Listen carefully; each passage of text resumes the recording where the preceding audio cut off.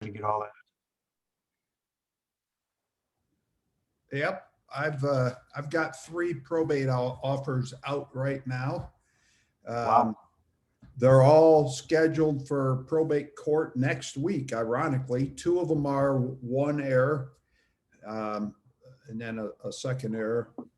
But it just so happens that the probate courts are all next week. So I'm hoping that we get some good news here shortly that the offer is accepted. I'm still in the running. I know they have other offers, but I'm still in the running for it. So that's a good sign. So hopefully when it's all said and done, they'll see that, we have the best offer for them. So Cool. Yeah, I'm trying to figure out how to reach out to them because I went into the autoresponders and I basically built all different kind of web pages, even though I don't have domains for them, they're built in RealFlow. And none of the autoresponders, when I look at the autoresponders that are available, the message that's being sent out to them, it's not there. I don't understand it. Maybe I'm not understanding it. I don't know. It's driving me nuts because I don't like what it says because it's just doesn't seem right.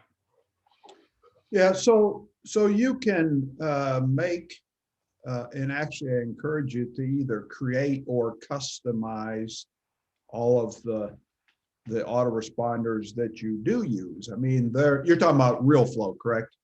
Yeah, and so I went in and I looked at them, and yeah, I wasn't real happy with them, yeah. the autoresponders. So I got to go in and modify them.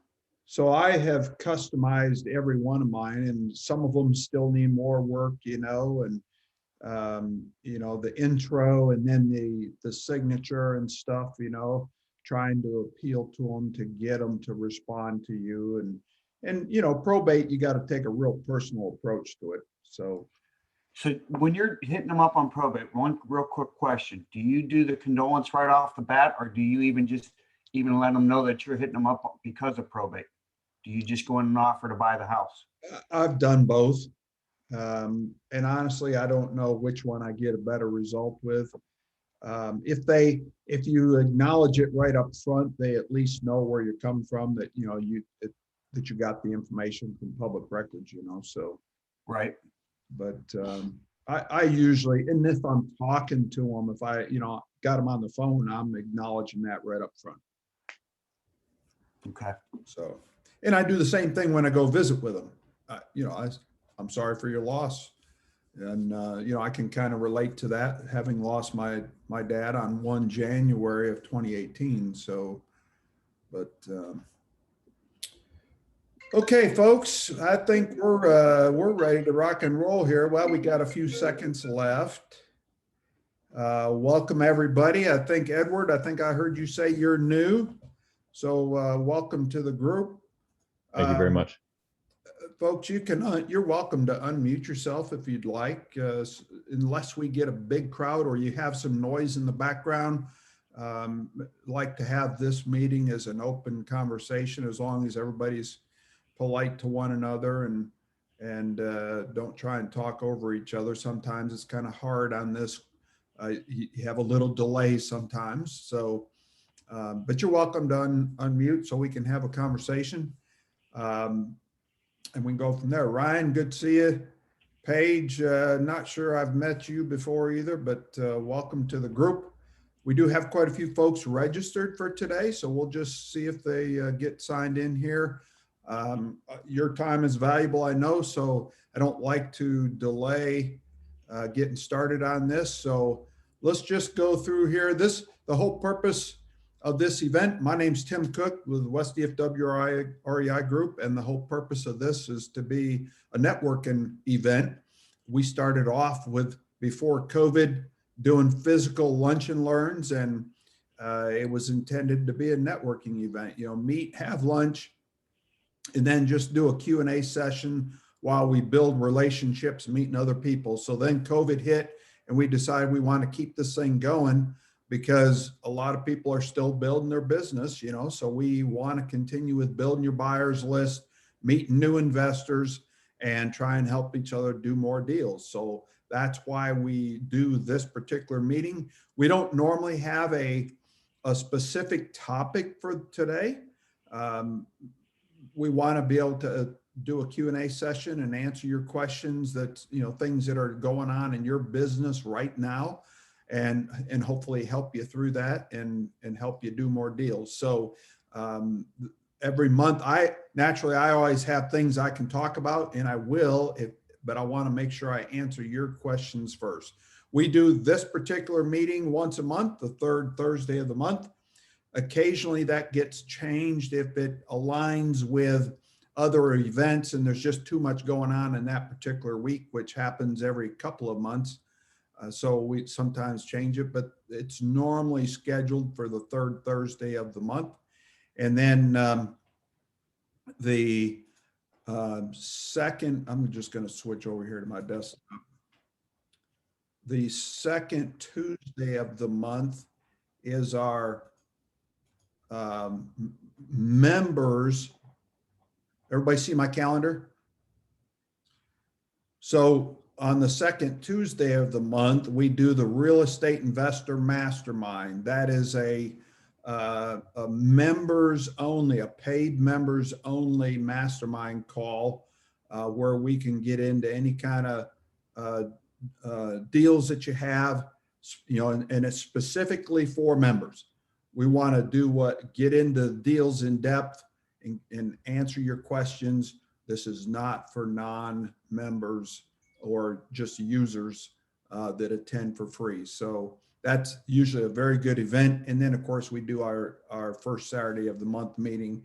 And then occasionally we do things like the Subject to workshop coming up on this Saturday. So, okay. So before we get too far down the path, Pam, what sponsors do we have here on the call so far? It looks like we have Jason. Okay. Jason, you can go ahead and unmute yourself there, young man, and introduce yourself, who you are, what you do. Before you do that, for those of you that are new on the call, our sponsors are very important to us and very important to you. These are people you can trust.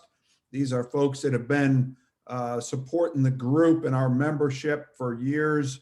And they are people that you could send your grandmother to and not worry about grandma getting ripped off. Okay. Very important to me that is the type of sponsor that we have.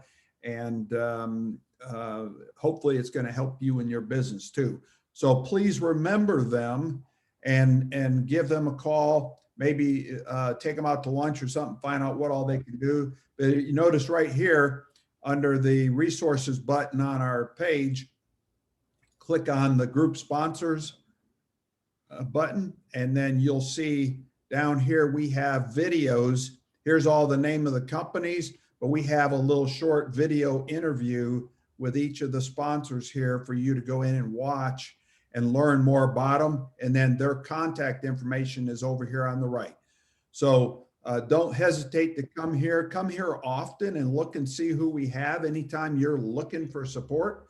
And we're always trying to add new sponsors to the group. So if you have any recommendations or you're looking for somebody in particular, feel free to call the office here and talk to Pamela, and we'll be happy to try and help if we can. We have a lot of contractors, a lot of contacts. They're not all sponsors, of course.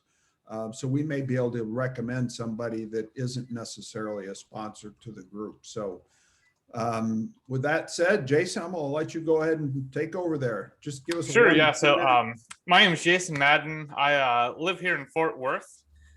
I'm with a company called Real Estate IQ, and they provide technology solutions for real estate investors. They're actually based out of Addison, Texas. And some of the products they offer is comps analysis tools. So you're able to go in and search by address. You can generate reports to provide to hard money lenders or just look at it for yourself for analysis. It's interactive, so you can filter by subdivisions or by radius, things like that. There are products that help you keep an eye on the MLS. So if you're looking for things that are under market value, you can set up filters to track these type of properties. Another product that is there is the off-market lead. So there's a whole suite of off-market things like probate, divorce, late on taxes, pre-foreclosure, and you get emailed every day. There's 2 levels for that. One just gives you the address. The level up gives you skip trace. So try it. It kind of ranges, but there's normally between 1 and 3 cell phone numbers and 1 and 3 emails. And those get emailed and updated every day. So yeah, there's a kind of a new product in the works, and it's a CRM solution that has a lot of this stuff pre-baked into it. I don't have a lot of details, but just kind of want to put feelers out there that it's kind of up and coming. And if you're interested, it's going to be kind of a limited roll on. So kind of reach out and I can get you more details on that. But yeah, so I'll leave my contact info in the chat. You can email me at jason@realestateIQ.co, and I'll just drop the phone number there. So I think we have your number right here too, Jason. Right? Yep. It's there. So the phone or the email address takes you back to the company, but Jason just gave you his email. Go ahead and repeat that one more time, Jason. Do what? Jason? Your email? Do you want my email? Yeah, go ahead and repeat Okay. it. Yep. Jason@realestateIQ.co. Okay. Thanks, sir. So Yep. And then the promo code that you get through the West DFW REI Club is very good. So be sure to use that if you sign up. You'll get pretty good, nice discount on some of the different services. And so it's not just a nice discount, folks. It's 40% for life. right. That's a pretty significant discount if you're using these tools and you're serious about your business. 40% is a lot of money over the life of your business. So remember that. We can help you with that if you have any questions, or you can call Jason directly if you have any questions on it. We use all their tools, and I recommend that you do too as well. Been using them for a long time. So I think we've been working with Real Estate IQ since right after they launched, which was what, 2005 or 6, something like that? Yeah, I think 8 years ago. they're going on 7 years Yeah. now. So it's kind of been like a startup feel where it had a little bit slower start, but now it's kind of starting to roll on. So Yep. Okay. Well, welcome, Jason, and thanks for you guys' support. So who's next, Pamela?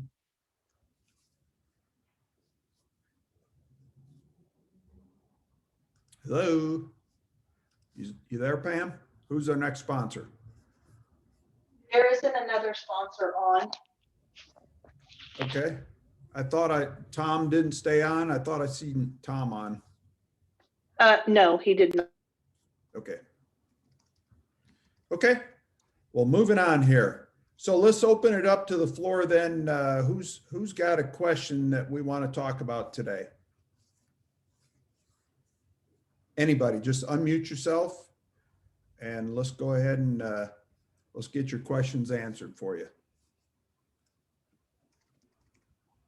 Hey Tim, so I'm the new guy, Edward, and I am just getting started. I just moved back to the DFW area from overseas, and I don't know where to start. I think I'm looking into commercial multifamily, but I'm really not sure where to start, who to talk to. Everything seems like I need to start a syndication deal, and I don't know how that works, and I don't know where to go from. I don't know where that first step is. Okay. Have you done any deals, any education at all? I have read books, and I've been on, I've done the very cheap Udemy courses and things like that. But for the most part, I've read a few books and I've done 0 deals. Okay. So you do realize that your question really involves about years worth of training and education, right? Absolutely. So I go big or stay at home, right? But absolutely. but there's a lot of things, and it's probably not an answer that I can give you sufficiently on this call. This group is mostly focused on single family home stuff. And quite honestly, a large part of your multifamily investors start with single family homes for cash flow. And then they build their way up. They build the teams, they build their power team, the title companies, the contractors, the private money lenders, the conventional lenders, all that kind of stuff, and learn as you go. But by starting with single family, they can earn cash flow while they're learning the commercial side of things, if that makes sense. It does. I'm sure that a lot of people jump straight into commercial, but that's probably not something that I could be the best guide for you on. I may be able to put you in touch with somebody, but that's really not where my expertise is, if I was to be honest with you. So, Okay. you know, I've done a lot of studies in commercial and multifamily stuff, but that's just not what I do as part of my business. So be happy to help you with the single family stuff, you know, if that's what you decide you want to focus on. I did have a multifamily speaker scheduled, and it just wasn't going very well with ease of communications. And I don't think we were on the same page, so I don't think she was a good fit for the group, but I do intend to have a multifamily speaker join us one day, hopefully in the near future, and teach us all about the multifamily business. Okay. So sorry, I can't give you more than that. It's all good. I understand. So are you military? Is that why you just come back from overseas? Yes, I was active duty Navy. I'm actually, I'm still technically active duty. I'm in my separations process for the end of my contract. Thank you for your service. I'm a retired Marine, and if we have any other veterans on the call, I know James, you're a vet. Anybody else out there, thank you very much for your service. Appreciate it. And the world needs more of you. So, and of course, the Marines always love the Navy. We're a big old taxi, aren't we? That's right. Take us wherever the Marines got to go. All right. Who else? Who's got another question?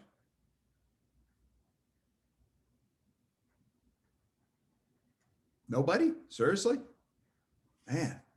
Anybody have any deals in play? No. Okay. So, You know, something that might help him is maybe going over, you know, the different types of acquisitions. You know, you've got emails, you've got text, you've got website captures, you've got door knocking, you've got real flow to go through and, you know, send out mailers. You know, you might cover something like that for him so he can kind of at least know where to look to get started. so we can, that's why I was trying to, you know, see if anybody had questions first, you know, and then we can talk about anything is, you know, if you want to talk about lead generation, you know, we can, for those, how many people have never done a deal? Let's see where we stand there. Drop it in the chat or just pop online, unmute yourself and tell me if there's, how many people have never done a deal? Tim, this is Frank. You know, I haven't yet. Okay, Frank, thank you. That's okay, though. We all Still working at it. We all start there, right? Yep. Still plugging away. I wasn't born with having deals under my belt. You know, I had to go earn it, you know, so. Mhm. Okay, so let's just be frank here if we could. If we can't generate leads, we have no business, right? I mean, that's the bottom line. And we all call ourselves investors, but you know, if we really got serious and thought about it, we really need to call ourselves marketers, because we have to learn to master the art of lead generation. And, if you can't do that, Yep. then, it's going to be difficult to have a business. Now, depends on a lot on what you want to do in the business too. What I mean by that is if all you want to do is go out and pay cash at the auction, the foreclosure auctions, or bank-owned properties, and probably pay too much for those houses, if you plan to rehab them and flip them, then you can do that, and you don't have to learn the marketing side. So that's one way to ignore the marketing stuff. But if you don't have the money to go do that, and you want to get the best deal you can get, then you need to learn how to market directly with sellers to get the best deal. In order to get there, of course, there's a lot of things you have to do. You have to market, you have to pre-screen, you have to know how to write contracts, you have to know how to rehab, get the best pricing there, what sells, what doesn't, how to sell, there's a lot of things, how to negotiate. All those things come into play. But to start, where you really have to learn, the starting point is really with marketing. You have to learn who to market to. So are you after probate type sellers? Are you after pre-foreclosure type sellers? Are you looking at just the ugly vacant houses, which is very popular? Are you looking for owner finance type homes? There's just so many different things, pretty houses, ugly houses. A lot of people go after the ugly low end houses because they think that that's the safest. Well, you can do write the same kind of offers. If you write it correctly, you have no more risk in $1 million house than you have in a $50,000 house. You just have to learn how to write the contract to protect you, meaning learning how to use the option period. And by the way, all of this stuff requires organization, planning, and taking action. When you write a contract, you can't just throw it on the desk and forget you wrote it. You got to pay attention to the dates, the timelines you've established. If you default on those dates, you got a problem. So you have to be organized. We talk a lot about systems. James mentioned Real Flow. That's one of the systems, but you can use other things like your Outlook calendar, Google Calendar. All those things come into play and can help you stay more organized so that you don't miss deadlines that are critical to your business. Same thing with contractors. You got to be able to pay the contractors, pay them on time, and so forth. If you're doing owner finance, if you're buying them with owner finance, you got to pay the payments on time, just like you do a mortgage payment or a car payment. You still got to pay that stuff. So there's a lot of factors involved. But going back to my opening comment, you have to learn how to market.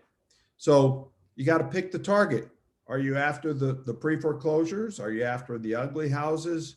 What I don't recommend you do is go out and tackle them all. Edward mentioned he was interested in commercial multifamily stuff. That takes a lot of work. There's a lot of work involved in the due diligence in that process. So I would not recommend you try and go out and learn commercial, various types of commercial, and then trying to do ugly vacant houses and subject to deals, which I'm teaching. That's why the virtual background today is my workshop is Saturday.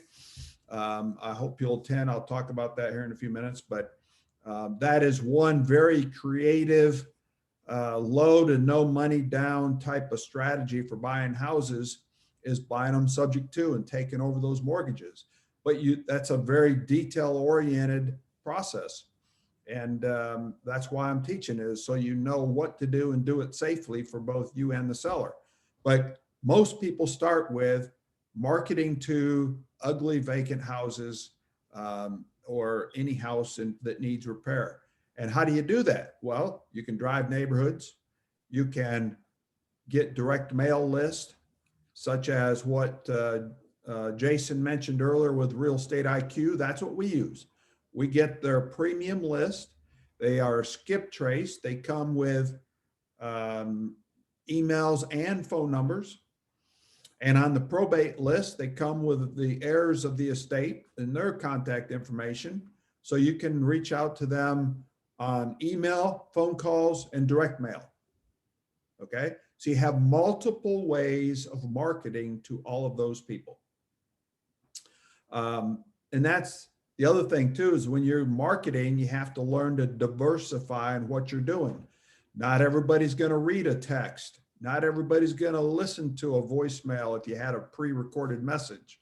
Not everybody's going to leave a voicemail. They want to talk to a real person.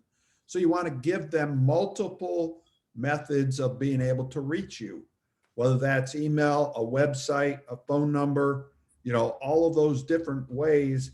You got to have it available because you have a wide variety of people out there that communicate differently.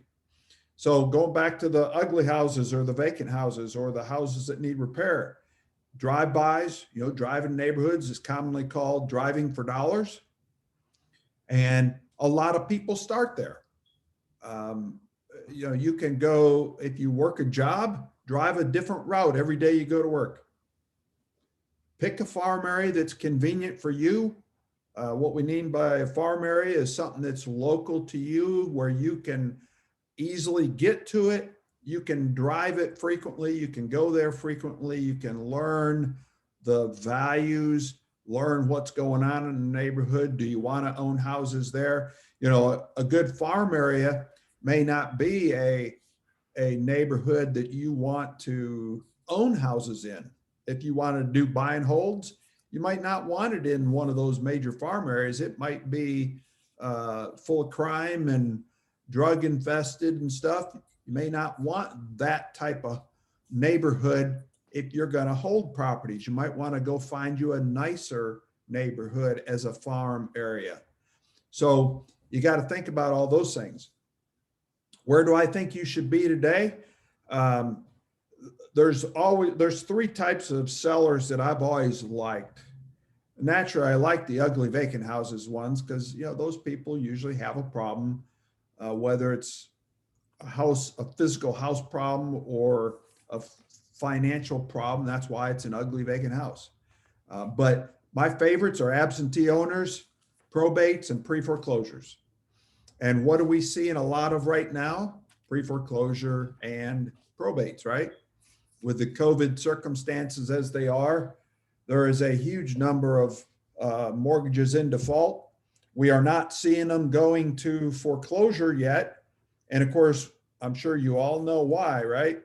Because of the foreclosure moratoriums.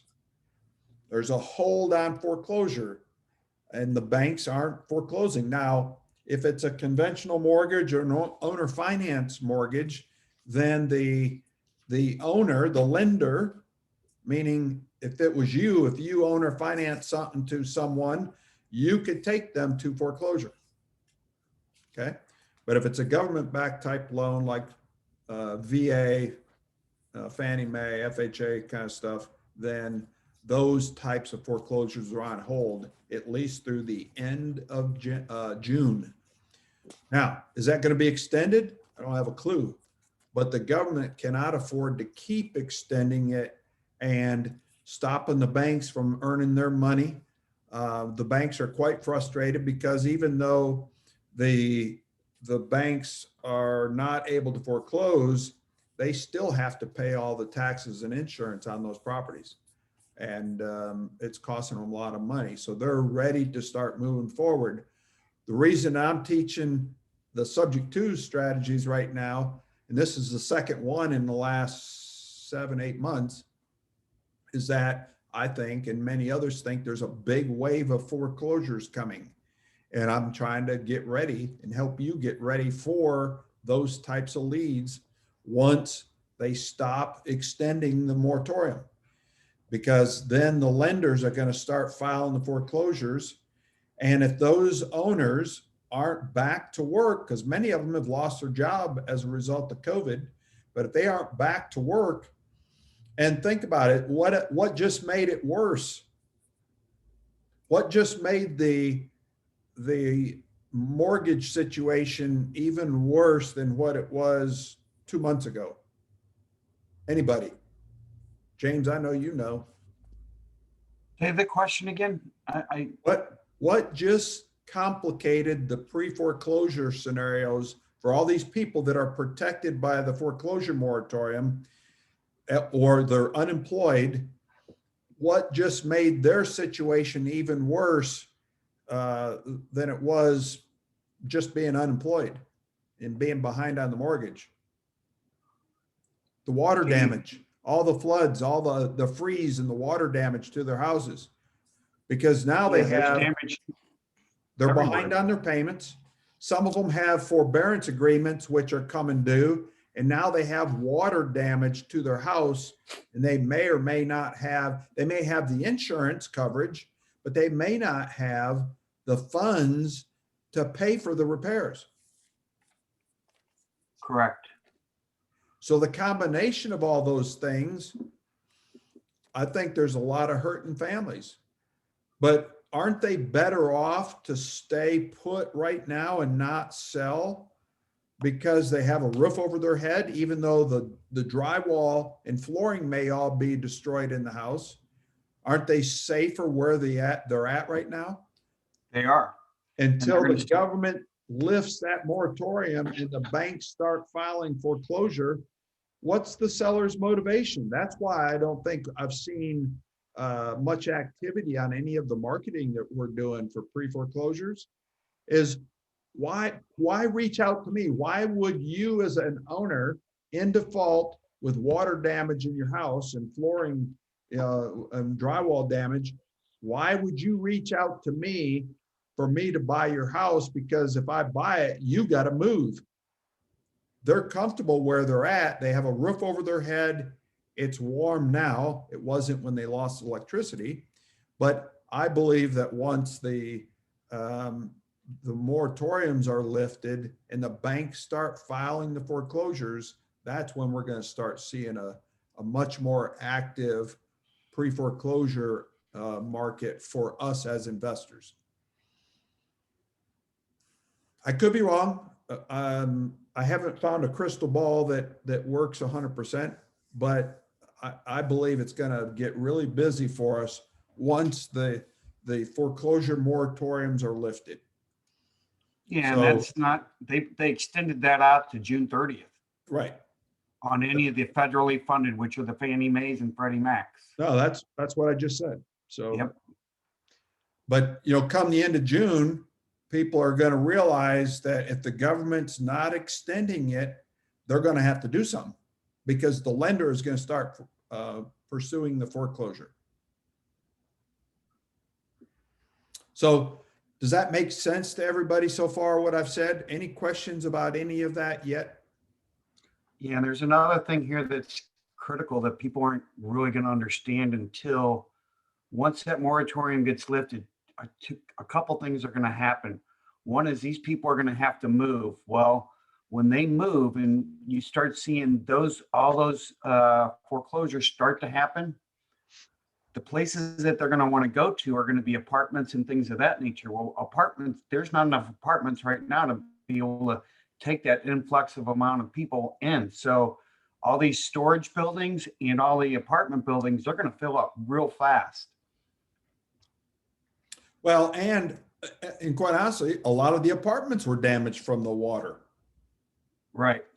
So yeah, there's going to be a big shortage of apartments.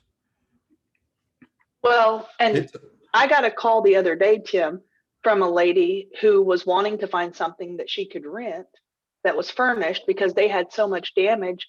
And so now it's causing what there is to rent even in the Airbnbs.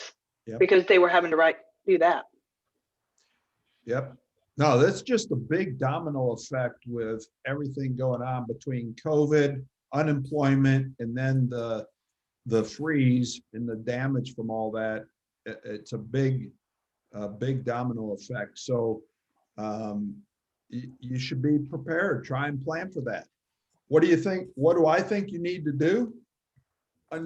You need to get your knowledge up to speed on, where you want to be in the business. Do you want to focus nothing on but wholesaling? Do you want to focus on buying subject to deals, which is where you can take ownership of a lot of properties with no impact on your credit and very little money? Naturally, some of these people are going to need some money. Some of them are going to have equity in their house that they're going to want to retrieve some of that anyhow. Other people won't care. Other people are just going to want to move and get the debt off their back and try and prevent their credit from getting worse. With all these payments missing in arrears, they're impacting their credit. And, the banks have done these forbearance agreements, but at some point that forbearance agreement is coming due and that owner is going to have to pay that payment. And if they aren't back to work yet, or if they were struggling to make ends meet to begin with, and then they call that forbearance agreement due, they're not going to have the money to do that. And that's why you being there is so important, meaning your websites, your classified ads, your social media posts, your direct mail with the message that appeals to them so that they feel comfortable about reaching out to you about you helping them. So you got to do all these different things.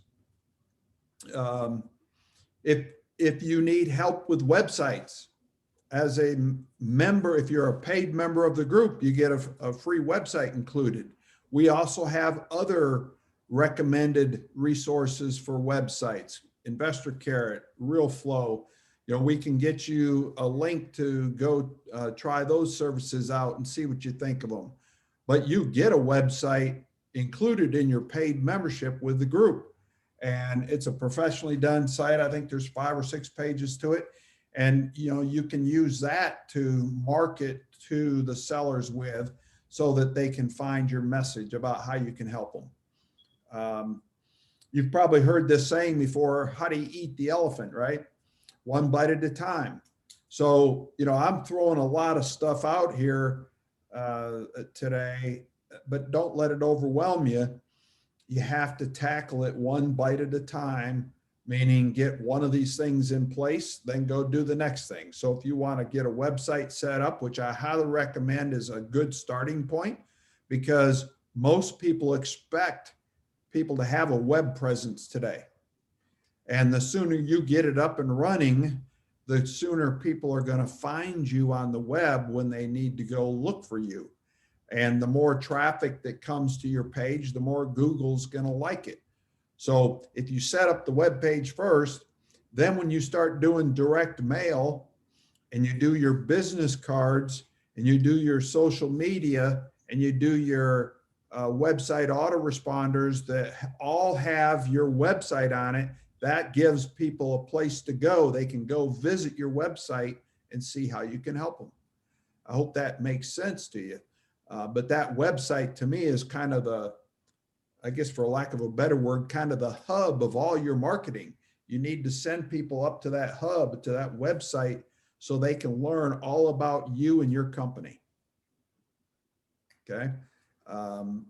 Yes, there's a lot to it, but some of these things like the group website, that's very simple. You don't have to be a programmer. It's a what they call a what you see, what you get editor.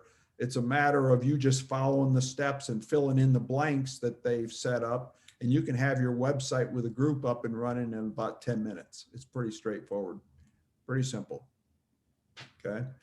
But so then you get the website set up. You want to have business cards. You got to be able to give somebody a business card that has your message on it. Don't worry about putting nice, pretty pictures on it, because most people don't care about what you look like. They want to know how you can help them. So if you put your message on the card on how you can help, along with your phone number, maybe social media, and your website, then they have something to go look at and be able to contact you through. Okay. And then your direct mail, if you go use if you drive neighborhoods, naturally you can take those addresses, you can look them up on public records, you can send them a postcard or a letter. But you can also go buy the list from Real Estate IQ and you can do direct mail. So you can go pay a service to do that direct mail if you have the money, which allows you to do a much larger mailing at one time. Or you can do it individually. If your budget doesn't allow you to do pay somebody, then you can do it yourself and send postcards to all those people. The list, when you buy the list from Real Estate IQ, there's 10 or 11 different types of lists in their system that you get. And, if you buy the premium service, so there's two levels. You have the regular list and you have premium. Premium is the one that comes already skip traced with the email and phone numbers. If you don't buy the premium list, you just get the list. You can go skip trace them yourself if you have a service, or you can just do direct mail to them. Okay. And if you have a list, most companies you do direct mail with, it's a matter of uploading your list. Pretty simple, pretty quick and easy. And you can send, hundreds or thousands at a time if that's what you want to do, if you have the money to do that. But you got to do more than just, one or two. I mean, naturally, if you find an ugly vacant house, you want to send a postcard to them. But if you do one or two a week and you don't get rich overnight, then you're going to be disappointed. It takes more than that. It takes a lot of contacting potential sellers to get that first response. And it takes a lot of responses to get to the first yes that they want you to buy their house. Okay. If you do social media, then naturally you want to, try, ramp up your social media marketing. There's a special way of doing ads that some people use for marketing to sellers. I'm not a social media guru. We have pages and we get some leads through it, but I'm not the expert at doing social media. But there's a lot of people out there teach. Actually, Real Flow offers a course. Investor Carrot offers a course on Facebook marketing, and that seems to be the most popular one.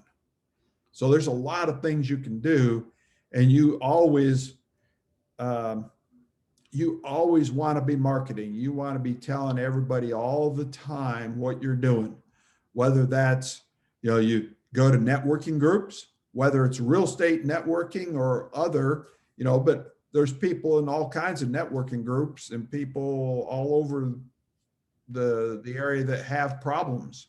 And that's what you're really focused on. You're not looking for the person that just thinking about selling or would sell if they had a buyer. You're looking for the person that's got a problem and has a need to sell fast. Whether that's divorce, probate, pre-foreclosure, a tired landlord. That's the other really good list is absentee owners, because a lot of landlords are just tired. A lot of landlords are only landlords because they couldn't sell the house some years ago and they tried to sell, so they became a landlord. But a lot of landlords get tired of it. And you just have to figure out how to present yourself as their solution. But marketing to tired landlords it's called absentee owners. You can market to them, and that's always been a good source for leads as well. And then James mentioned autoresponders earlier.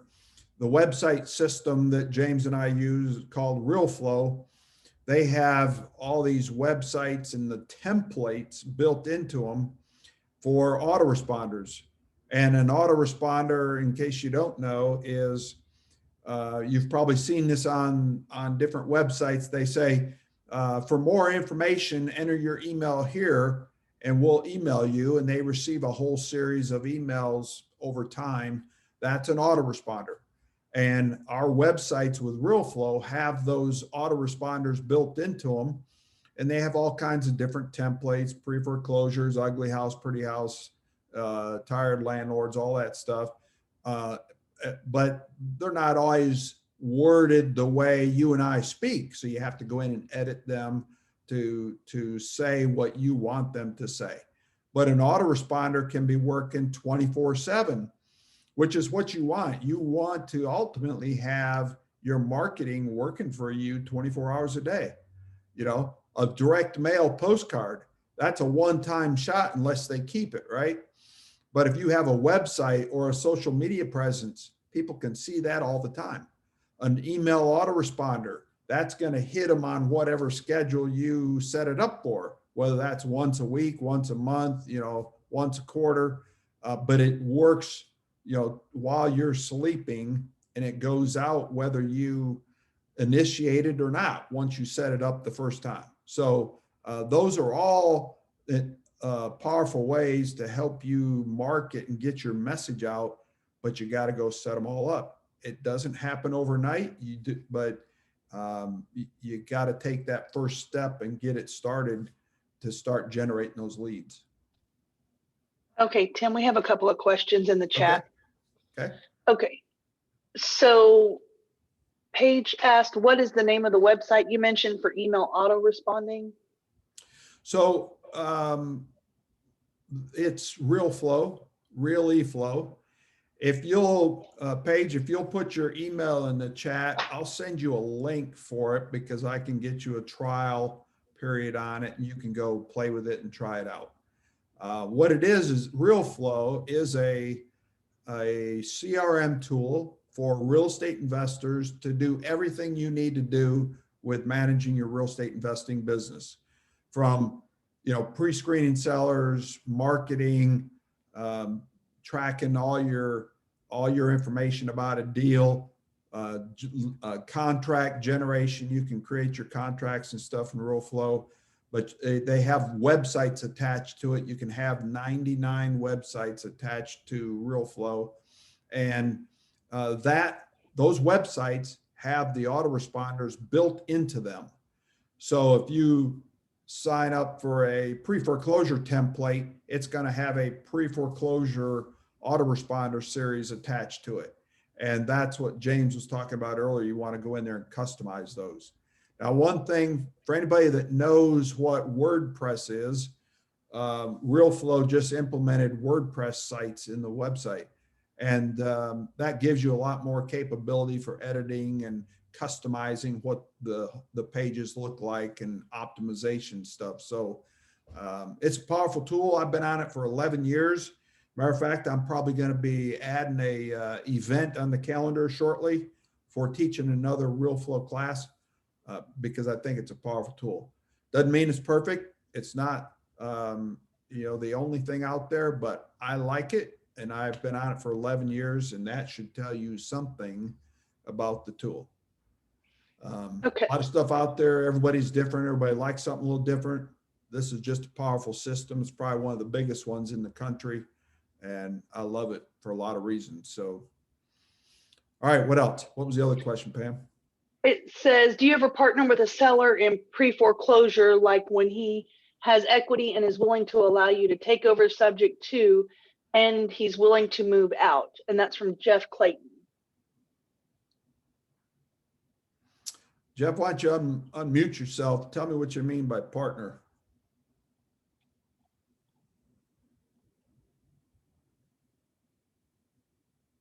You there, Jeff? He's still on the call. Tell me, read the question again. He said, do you ever partner with a seller in pre-foreclosure? Like when he has equity and is willing to allow you to take over subject to, and he's willing to move out. So I guess, you know, I don't like to assume anything, but maybe what Jeff is referring to is, I don't call it partnering, but if you go and make an offer on a house, and let's say he had 50,000 in equity in the deal, by the way, first off, the seller doesn't always know what kind of equity he has, but you know, what they think and what's the reality is not normally the same thing. But let's say there is $50,000 in equity and he needs 10,000 to move and he's willing to take a note. In a way, you could call that partnering, but if he's willing to hold us a promissory note for that 40,000 that you owe him, then, you know, then I guess you could call it partnering. But he, for all practical purposes, he sold the house. He gets the 10,000 to be able to move, and you have some agreement in a promissory note for that 40,000 that would be paid based on some terms that you've agreed to. And then you take over the mortgage on the house. That's what a subject to deal is. A lot of subject to sellers don't have equity, but I do believe, unlike the crash in 2007, 8, 9 timeframe, where a lot of people didn't have a tremendous amount of equity because we didn't have the high appreciation rates, I do believe that we're going to see more subject to potential sellers that will have equity just because the appreciation was so high over the last several years. So we are probably going to have to be creative in structuring notes, negotiating the deal to pay some money up front at closing and then some money later. Now, there's no particular criteria there. I mean, it's whatever you can negotiate. Some people won't want or need the money. All they want is stopping the foreclosure so it doesn't go on their credit. But you're going to see other people that don't have that same priority. There's some people that don't care about the credit. They're going to want the money. And some people just won't come to an agreement, and they'll end up letting it go to foreclosure all because they were greedy and needed the money, or think they needed it or wanted it. And you're going to see all kinds of people. I've seen it many times where you make them a good offer, you can prevent the foreclosure from going on their credit, but they are stuck on a number that's not realistic. There's not enough equity in the house for them to get out of the house, and it doesn't work for you as an investor. I mean, when you buy sub 2 deals, when I buy a sub 2 deal, I'm always willing to pay more. So let's just take a $200,000 house. Let's say the after repaired value is $200,000. Let's say they owe $190,000. Now, if you were paying cash for that house, nobody would do that, right? Only have $10,000 equity in that house.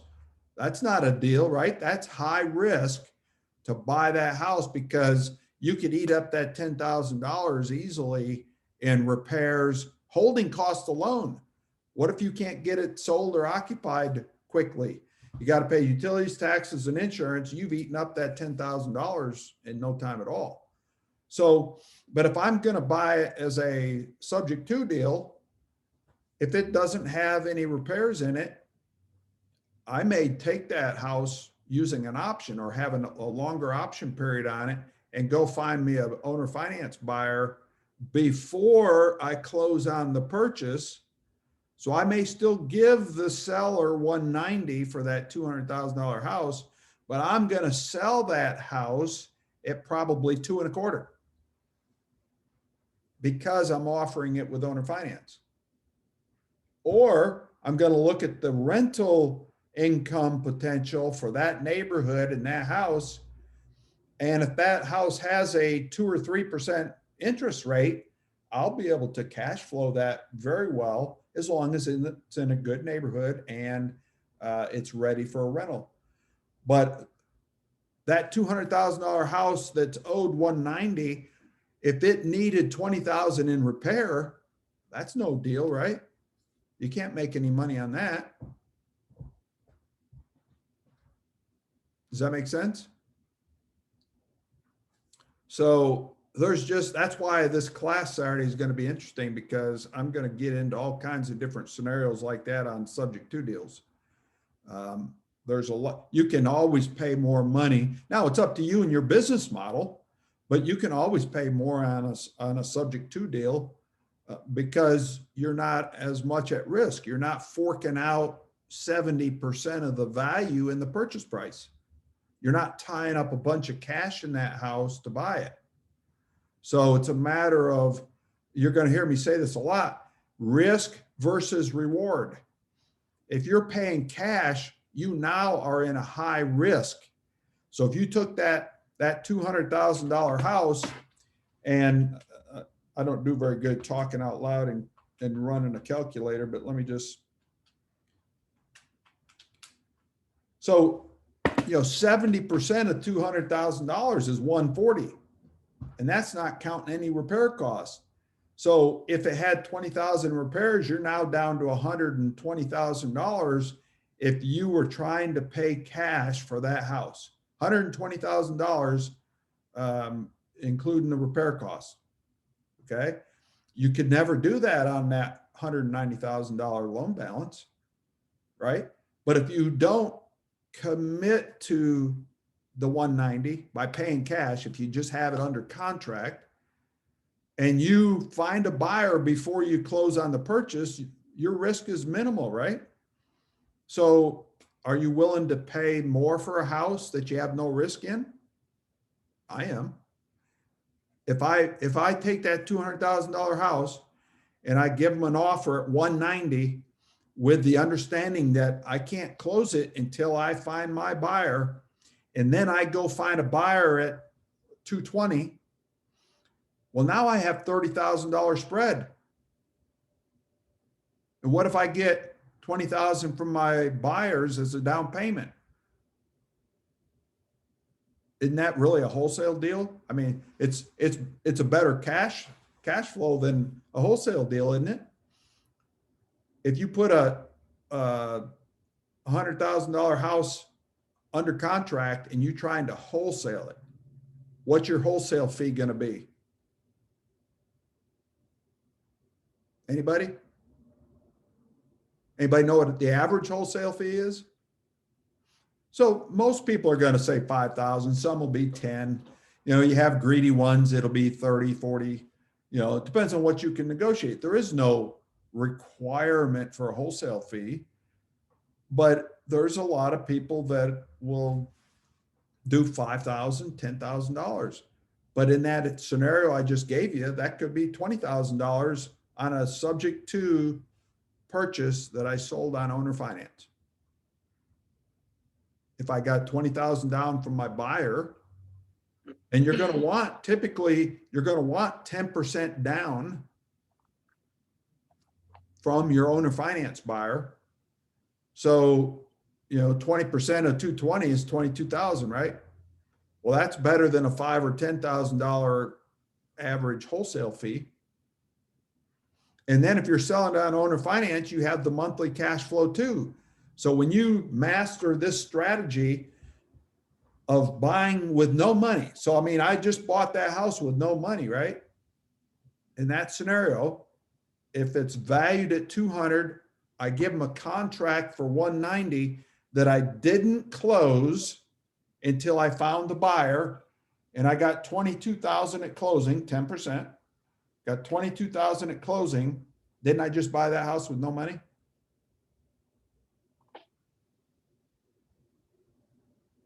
Anybody not see that? Is that not clear?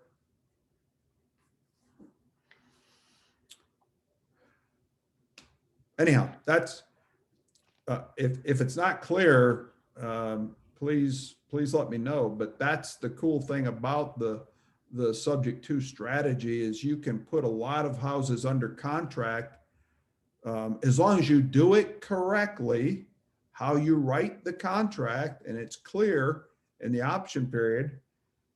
You can put a lot of houses under contract without the obligation. That's what an option period means. You put it under contract, you have the right, but not the obligation to purchase. If you write a contract on a deal with no option period, you are under obligation to purchase that house. So if you give them a contract for 100,000 and you have no option period, you're buying that house for 100,000, or you're probably going to court in a lawsuit. That's why it's important that you understand the option period and use it correctly. And you exercise your option correctly so that you don't get in trouble.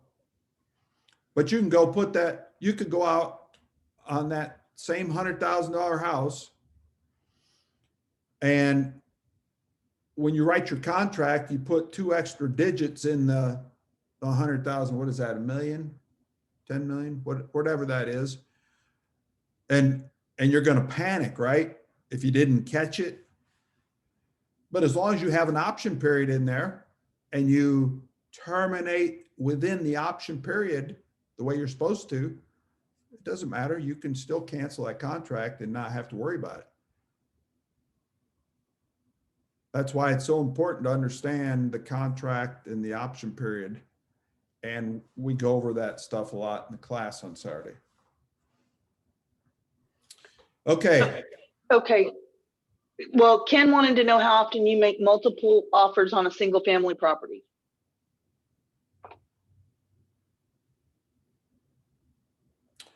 I write a multiple offer letter on almost 100% of my offers.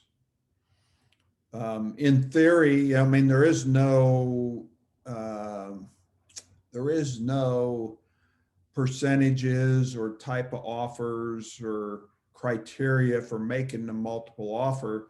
But what you have to do is listen to the pre-screening carefully. What did the seller tell you was their problem? And what is the situation with the house as far as the condition, the repairs, and what's the financial situation, what's owed versus what it's worth, and take all that stuff, throw it in a blender and let it spit out a combination of offers that's going to satisfy the seller or may satisfy the seller. Your goal is to give them choices on how to solve the problem that they have. So usually I'll give a cash offer. I always tell them a cash offer is always going to be the lowest offer because it's always the highest risk. So going back to that $200,000 house, you know, the times 70% gets you at 140 minus 20,000 repairs. That puts you down to $120,000 as your MAO, your max allowable offer. So some people will accept that, but some won't. Well, what if they have a mortgage that they owe 150 on it and you're offering them 120? So there's $30,000 they'd have to bring to closing, right? $30,000. Are most people able to do that? No. Again, listen to the pre-screening in the seller's situation. What are they able to do? What are they trying to do? What do they have to do? And it's very important that you listen closely to what they're telling you. So if they can't afford to pay the $30,000 to bring the table and pay off that $150,000 mortgage, then you have to be creative with your other 2 offers. So you've got one offer, cash 120, okay, which you know they're not going to accept. So then you're going to give them a subject to offer. You're going to give them something along the lines of taking over the current mortgage balance of the 150, right? And then, so you know there's 50,000 in equity in this case, because it's a $200,000 house. It's 150,000 balance. So you're going to take over the mortgage balance. And I would say, again, if I can get into a house with 0 money, that means lower risk to me. If it's lower risk to me, I'm willing to pay more for the house. So based on the house, based on the condition, based on circumstances, based on where it's at, you know, nowadays I used to go to Collin, I'm in Weatherford. I used to go to Collin County, Plano, McKinney, that kind of stuff all the time, but I don't do that so quickly anymore. So I'll pay more for a house in Weatherford than that same house in McKinney, just because it's harder. Okay. So I might offer to pay 180 on that house. So I have $30,000 in equity that I'm going to pay them. So if that was my highest offer of 180, then I might say, take over the balance, purchase price 180, payment or that $30,000 equity to be paid when I resell the house. Okay, so I got into that house for no money except closing costs, but I got into that house for no money, and I'm going to pay them at some point in the future. So that $30,000, sometimes you can pay that monthly. Sometimes I've done a lot of deals where the seller is willing to wait until I sell that house in the future. Okay, so you follow me so far on that offer? So I have no money in that house except closing costs. Okay, we good so far? So then offer number two, or offer number three, so that's two, right? We had the cash offer, 120, 180 for the second offer. The third offer, I'm going to give them some cash at closing. Let's say he has to have cash at closing. Again, I'm listening to the pre-screening. I'm listening to what the seller's telling me when we meet or on the phone, either one. And if they tell me, I've got to go home, my family's sick, I need to get back there, I have no money, I need $10,000 to go help them and get there. So my third offer is going to be, I might give them 10, but I might try and negotiate 5 and see if they accept it. Because again, my goal is to get into it with as little money as I can or get the biggest discount I can. So I'm either after the 120 cash offer because it's the biggest discount, or I'm going to go with as little cash as I can. So I'm going to take over the mortgage balance of 150, and then I'm going to offer 5,000 or 10,000 down at closing, with the remainder to be paid at some point in the future. Follow me? So it's going to be I didn't mention the sales price. So I might, instead of being a 180 purchase price, I might make it a 165 or 170 purchase price. Because whenever I am putting cash out of my pocket in the house at closing, I'm going to offer a lower price. My risk goes up when I start putting cash in the deal. Does that make sense? My risk goes up. Just so going back to the cash deal of 120, my risk is quite high on that because I've got $120,000 in cash in it, plus the rehab costs. So it's a lot higher risk for me. So I expect a lower payment or a lower purchase price so that I can make more money on my investment. But if I have zero money in the deal, then my risk is a lot lower.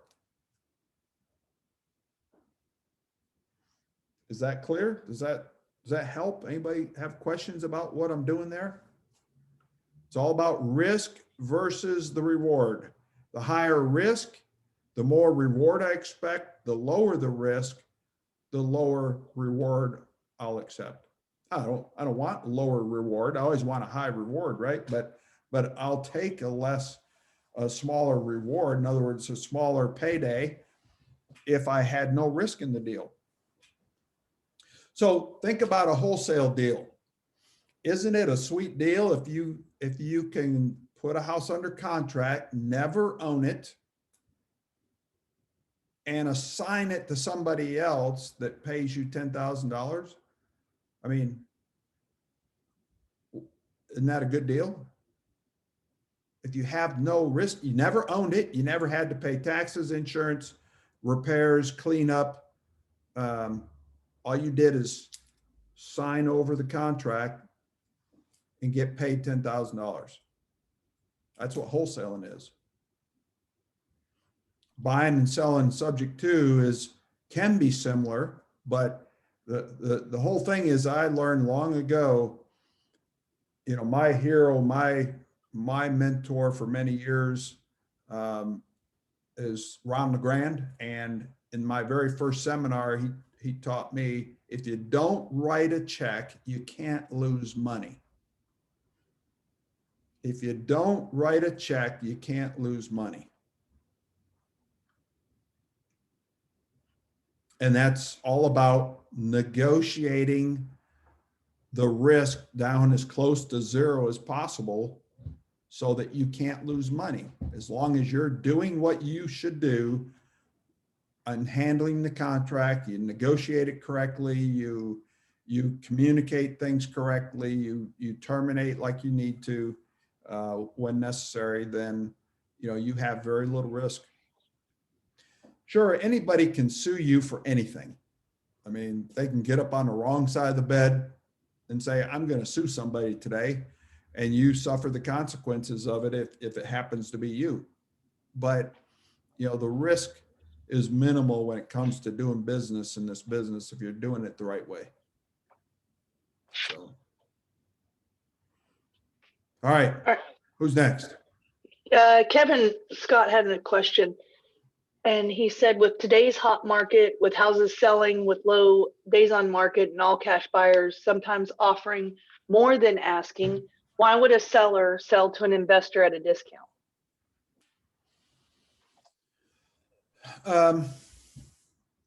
It's all based on their need. There is so many people out there that just have a problem, and it's a matter of you being in the right place at the right time with the message that's going to solve their problem. But you're right, Kevin, it is a hot market. That makes things a little more challenging for us. We have to be, again, the masters of marketing so that your message reaches people. And a lot of times you want to get to people before they even know they're sellers. That's why you want to be able to have some sort of consistency in your marketing and not just doing a one-time shot. When you send out 5,000 postcards, not all those 5,000 people are likely to be ready to sell. That's why it's a bad deal. It's a big no-no to ever go out and market one time to 5,000 people. Don't do it. What you should do is mail to 1,000 people 5 times. Why is that? It's because you need to get in front of them frequently so they're used to seeing your name, seeing your company name, seeing your website, seeing your message on how you can help them. So don't ever go out and waste the money and spend 5,000, the money on 5,000 postcards one time and then don't mail again. That's a big mistake. Just send me that check, okay? Don't throw that money away. Don't waste it on postcards. Just send me that money and I'll take it from you. Because that's about the same kind of result you're going to get if you only mail to them one time. They don't know you, and today may not be the day. Today, they're happy in their home. They might think they have a plan. Maybe both people are working, but 2 or 3 months from now, what if one of them gets COVID and passes away? What if one of them loses their job because of COVID? What if something else happens? You just never know. Then they're going to have a need. And if you've already sent to them 2 or 3 times, they might remember you. And that's what you intend to do. You have to have your name and your message in front of those sellers periodically so that they remember you. That's where the business cards, that's where the postcards, that's where the websites, the email autoresponders, all that stuff comes into play, and it's all working together. The social media, All those things tie in together to remind the seller that you have a solution to their problem. And quite honestly, everybody's personality is different. You know, I'm going to get along with somebody differently than what Nellie would, or with what Ryan would, and so forth. You know, everybody likes different people for different reasons. You know, it's just a fact of life.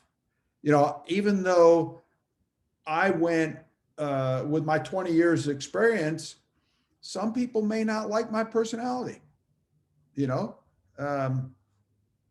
they might be an Army vet and don't like Marines or something. You know, I don't know. You just never know. But that's the thing, is that, you know, people are going to do business with people that they trust and feel comfortable with. You know, that's what it boils down to.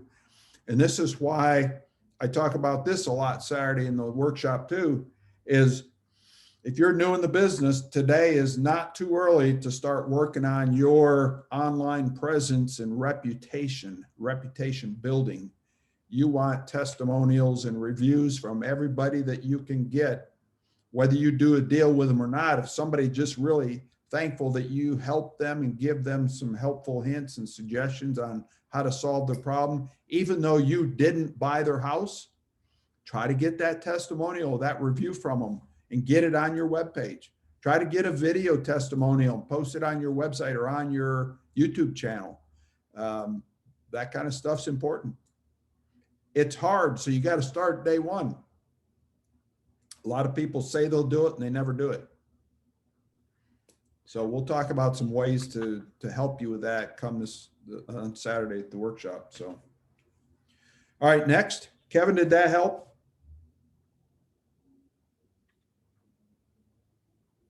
You still there, Kevin? He's here. So let me say just one more thing about that too, as to why, you know, some people don't want anything to do with realtors. I bought several houses over the years that they've come out and told me, I don't want to deal with realtors. Either they've had bad experiences or they know somebody that has. They don't want to keep the house clean and spotless. Maybe they're disabled a little bit. I had a lady tell me that, Tim, I've seen the house across the street be listed for months and months, and I don't have that much time. I need to move. And I'm a little bit disabled. I can still get around, but I don't want to have to leave my house. Single woman, husband passed away, didn't want to have to leave her house for showings, and didn't want to have to keep the house spotless all the time, and then have an agent maybe not even show up. So there's a lot of people out there, they all have their different reasonings for not wanting to do something like list their house with an agent. Some people, you know, referrals are the best. If you've done business with somebody, you know, encourage them as much as you can to tell other people if they ever need help to call you. You know, I gave up years ago trying to figure out why people do what they do. Yes, some people are going to realize that it's a seller's market. They can list their house. A lot of people don't want to list. They don't want people in their house. They just want to be done with it today. And those are the people you're looking for. You are not looking for the person that can take as long as they want to sell. You're looking for the person that needs to sell today for some reason. The reasoning doesn't matter to you. You need to understand what it is so you can, you know, work with them. And oh, by the way, I can't remember who asked the multiple offer question. Whatever you do, make sure that your multiple offers, and you emphasize this point, make sure each one of your offers solves the problem that they've portrayed to you that they have. You know, if they need money to move, make sure your offer, you know, you explain that this is what it's going to do for you. If If they are talking about debt relief, they're afraid of their credit being damaged, make sure your offer says that. This offer is going to allow you to eliminate that debt. We take over that debt, we make those payments, we bring the arrearages current and prevent the foreclosure from going on your credit. If that's what they've told you during your pre-screening, that's how you need to present the offer, explaining to them that that offer solves that problem. If you never connect the dots to them, they may not figure it out.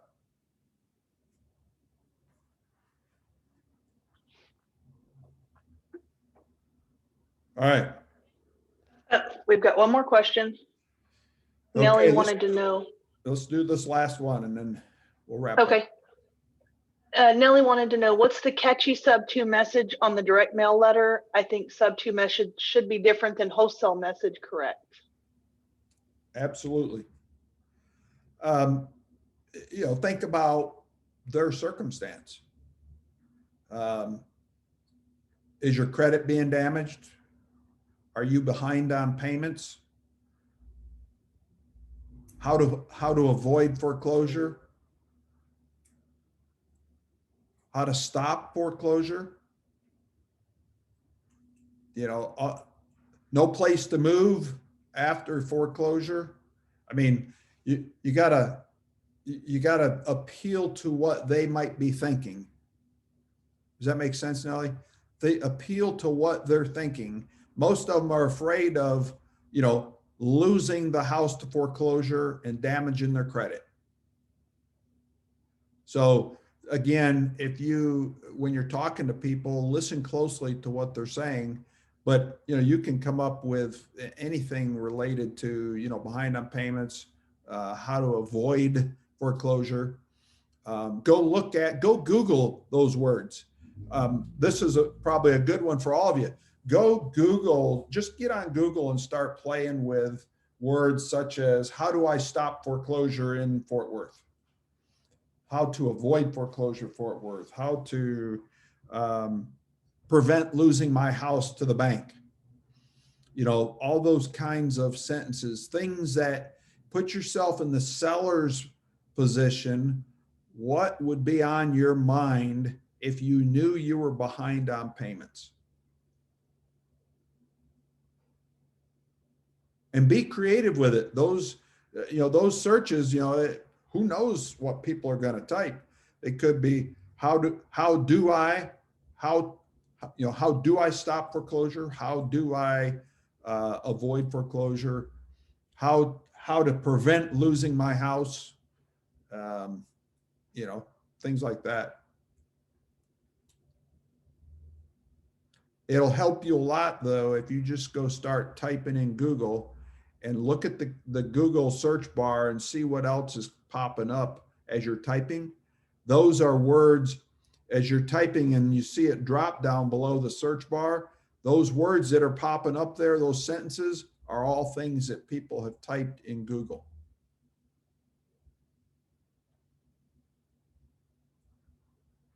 And I go over a lot of that Saturday, Nellie, in the class. I have sample postcards and marketing ideas.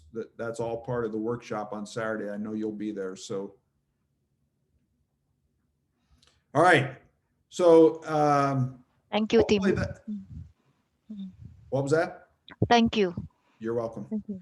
So hopefully that was good for everybody. I need to get moving because I've got to get back to my class prep for Saturday. I just want to remind you, if you're not already registered for the Subject to event, it's this Saturday. Just come in there and click on the 20 March calendar and get registered. It's going to be good. I've been working on it for a couple of weeks here, just about done. We've got a couple of our sponsors coming to speak to us, and also something that I've added this year is we're going to get Randy Hughes, Mr. Land Trust. He's going to spend a few minutes at the end of the day to talk about land trusts and how they're used with subject to deals for asset protection. So that's going to be great. We're going to get into a lot of details. We're going to talk a lot about marketing, an awful lot about marketing. We're going to talk an awful lot about pre-screening sellers. what to ask, what to look out for, because not only is that a key indicator to their motivation level, but you want to be able to take that information and use it to help structure your multiple offers to them.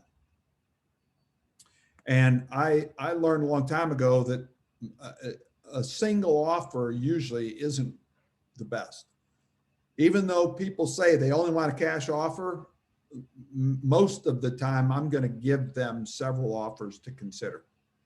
And you can even, if you get really creative with it, and this is more of an advanced strategy, but if it's a free and clear house or very, very, very little money owed on it, you can actually go offer them more money than what the house is worth if they'll sell it to you with owner financing, as long as you can structure the terms that benefit you. And basically what it amounts to is, if you can, and I did this with the lady I was telling you about earlier that saw the neighbors list their house and had been on the market for months, and she was a little disabled and she had a hard time leaving whenever the realtors wanted to show it and stuff. This was her case. I paid her all cash. I paid her more than what the house was worth, but I was able to make it work for me because she agreed to no payments for 2 years and then 2% interest. So in the meantime, I was renting it when I wasn't paying her any payments. I was renting it for $14.50 a month. And then when I sold it on owner finance, I raised it $20,000 and got a big down payment. And then it was at 8%. And I was paying her 2%. I sold it at 8%. So I was making a big cash flow every month. And that's how I was able to still make money on that house, offering her more than what she paid for it actually a year ago. It was a brand new house. That it's just another creative way. We've created spreadsheets, to analyze this stuff like that, so you can see how you're going to make money and how much and stuff. But it's an advanced strategy, but there's a lot of ways you can do that once you get into that type of business. So anyhow, any questions for me at all? I mean, I hope you'll come join us on Saturday. It's going to be a great event. It's something I do a couple times a year because I've been doing these types of deals for 20 years now. And just in full disclosure, it's been slow buying that way right now, but that's, I believe, because the government moratorium on foreclosures. Why would somebody voluntarily go try and sell their house right now if they're unemployed and the government's protecting them in the house that they're in and not letting the bank foreclose on them? But at some point, if they don't start working again and start paying those payments, those banks are coming after them. And that's when you and I need to be standing by, whether it's our websites, our social media, our direct mail, all of the above. We need to be marketing to them to show them that we can solve their problem. We can prevent the foreclosure. We can take over the mortgages and get rid of their debt, and they won't have a foreclosure on their credit. As a matter of fact, when you buy it that way, you're going to start improving their credit score when you start making payments on time, which is a big deal to many of those people, especially those that are really diligent about their credit. You find somebody that's got an 800 credit score, they don't want to do anything to jeopardize that. So they want a solution that's going to prevent that credit from going downhill. And they sure don't want foreclosure on it. So one question for you that I want to jump in here because I got to go as well. With this avalanche that's about to happen as soon as the moratorium lifts, one of the big things, not only being prepared to accept all that, but you're going to also have to have your private lenders, your hard money lenders and all that, and all those ducks in a row in preparation for this and be ready for it. So that's one thing most people are not working on right now that they're not even thinking about, but that's going to be one of the things that you're going to want to have ready. Yep. No, that's a very good point.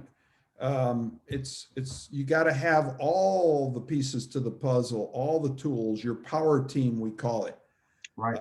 Title company, private lenders, money, maybe a partner, if you choose to do it that way. We're going to talk a little bit about that on Saturday as well. But a good point, Jim. You got to have those things in place. What you don't want to do is wait till this summer and have a deal present itself, and then you're trying to get all those things in place.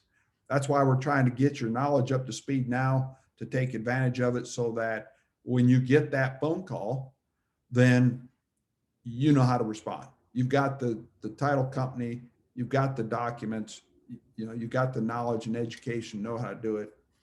You've got money lined up, whether that's hard money. I'll caution you on hard money versus private money in these types of scenarios, but just depends on what your exit strategy is.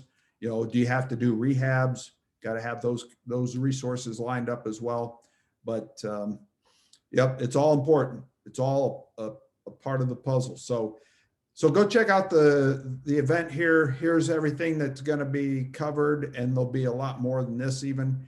And then coming down here, you're going to see, if you'd like to go check out the testimonials from the last event, it's right here. We got a bunch of video testimonials from that event. And then there's details right here on what all you're going to get as part of that course. So if there's nothing else, I do need to let you go. Is there any last minute burning questions? And oh, by the way, if you do have anything after we hang up, you can send an email to us at questions@westdfwreigroup.com. questions@westdfwreigroup.com, and we'll get back to you as soon as we can. I'll give you a plug. That the last one you did was awesome. I still have my notes from that, and I check back on it every once in a while. Cool. Thank you, James. Appreciate that. And that's one of the reasons why we like to give you all this stuff in a package, so you can refer to it like you are, James. We've got audio, video, and the contracts, the forms, disclosures, all that stuff, checklist, all those things are in a nice little package for you. So if you want to watch it, you can watch video. If you want to listen to it, you can download it, put it on your phone, and study it 24/7 if you want to. So, all right, well, listen, I'm gonna let you go. Hope that actually, I thought this conversation today was one of our better lunch and learn events. I know, James, you've been on a lot of them. What'd you think? Pretty good? Yeah, it was really good. I think, especially for the new guys, if they need help, they can reach out to, anybody that's in this. And, if you're not available, I'll jump in and help them. Cool. I don't mind. Appreciate it. So I'm going to let everybody go then. I got to get back to work on my prep for Saturday. I hope to see you on Saturday. Edward, thanks for joining us. Thank you for having me. You bet. And again, congratulations on your getting out of the service, and thanks for your service. Appreciate it. Thank you. And we'll see you soon. Nellie, have a great day. Bye-bye. Bye-bye.